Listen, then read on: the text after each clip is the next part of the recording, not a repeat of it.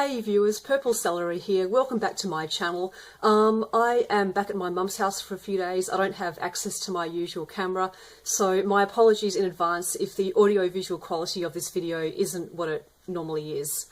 So let's talk about Season 10, Episode 10 of Doctor Who, The Eaters of Light. I thought this was an improvement on last week's episode.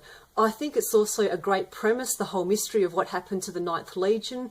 I also really enjoyed the setting in Scotland. This episode I thought had many kind of classic tropes of Doctor Who. It had like the companions splitting up, had like a mystery to be solved, had a bit of timey-wimey stuff, a monster that was genuinely deadly, the Doctor kind of making a few speeches and rousing everybody, and as a bonus we also got the overarching mystery of what's going on with Missy.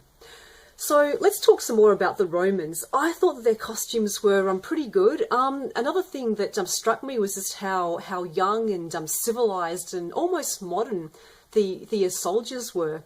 I wasn't entirely convinced by the conversation that Lucius had with Bill about how it's okay to be gay. I am not a historian, and my kids' book on ancient Rome behind me doesn't really say, but my understanding was that in those days homosexual relations were really kind of only okay if it was between like a man and his male slave or his male concubine. But obviously I could be mistaken, so if anyone knows otherwise, you know, please leave your comments below. Oh yeah, and the Scottish kids were pretty good too. Did anybody else see the guy with the mullet? I thought that he was kind of awesome. So I thought that there were a couple of really interesting themes that this episode explored. Firstly, the whole theme of releasing a monster to like try and defeat your enemies, only to have that monster kind of turn around and then threaten you. And then secondly, I also really liked how they explored in this episode the theme of the Doctor basically convincing young people to be brave and to fight and to stand their ground, but when it comes to the point where their bravery might actually involve them sacrificing their own lives, then the Doctor doesn't really like it so much. And I think that was kind of encapsulated in the line that he gave, "Oh, I hate brave people." There were quite a few things that I liked about this episode. I really enjoyed the Doctor's line about, shh, what's that sound? That's the sound of my patient shattering. I thought that was pretty funny.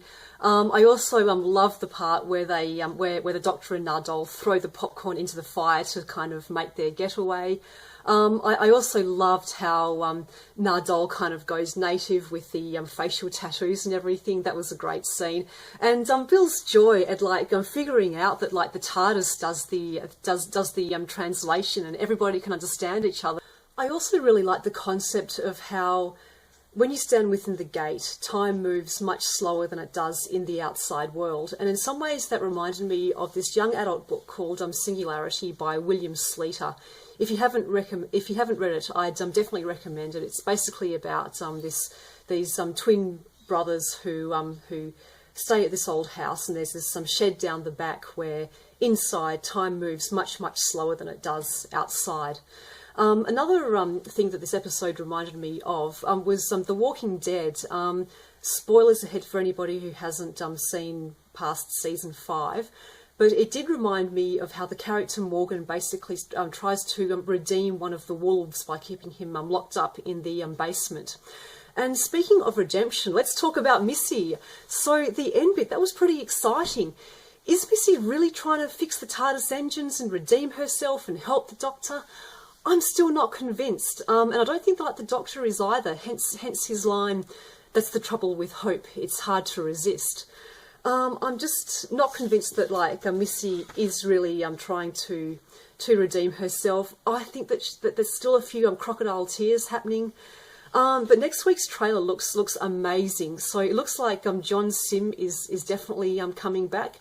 Incidentally, the title of next week's episode is World Enough and Time, which happens to be the first line of a 17th century poet called To His Coy Mistress, which I think is an absolutely amazing title.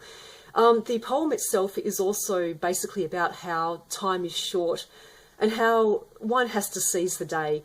And so how that's going to tie in with next week's episode, I'm not too sure, but I'm really excited to find out.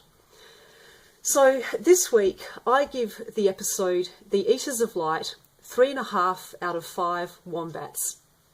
So if you've enjoyed this review, please give me a like, subscribe to my channel, leave your comments below, and I will see everybody next week. This is Purple Celery, over and out.